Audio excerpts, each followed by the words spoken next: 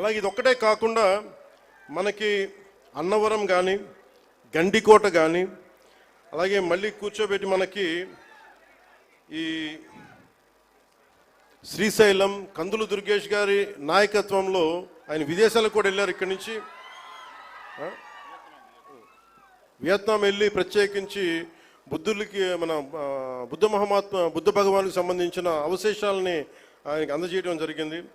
ఇలాంటి వాటన్నిటికీ అంటే మన టార్గెట్ ఏంటంటే ఆయన ఆధ్వర్యంలో ఈ 4 ఏళ్ల కాలంలో కేంద్ర రాష్ట్ర ప్రభుత్వాల ఉమ్మడి సహకారంతో 2035 నాటికి 35 లక్షల పర్యాటకులను అఖండ గోదావరి ప్రాజెక్టు ఆకర్షించేలాగా, అలాగే రాష్ట్ర వ్యాప్తంగా ఉన్న పర్యాటక కేంద్రాలకు పునర్జీవం పోసేలాగా గౌరవ ప్రధానమంత్రి శ్రీ నరేంద్ర మోదీ గారి సహకారం, గౌరవ ముఖ్యమంత్రి శ్రీ నారా చంద్రబాబు గారి నాయకత్వం, అలాగే పర్యాటక రంగాన్ని అద్భుతంగా తీర్చిదిద్దాలి అన్న ఆలోచనతో ఉన్న మన నేల బిడ్డ కందుల దుర్గేష్ గారు, వారి సారథ్యంలో రాష్ట్ర పర్యాటక రంగం ముందుకు పోతుందని తెలియజేస్తూ, అలాగే మన రాజమండ్రి ఎంపీగా మన భారతీయ జనతా పార్టీ అధ్యక్షులు సోదరీమణులు మనకి ఆవిడ సహకారం ఇవ్వకపోతే, ఆవిడ దీన్ని ముందుండి తీసుకెళ్ళకపోతే మటుకు దీన్ని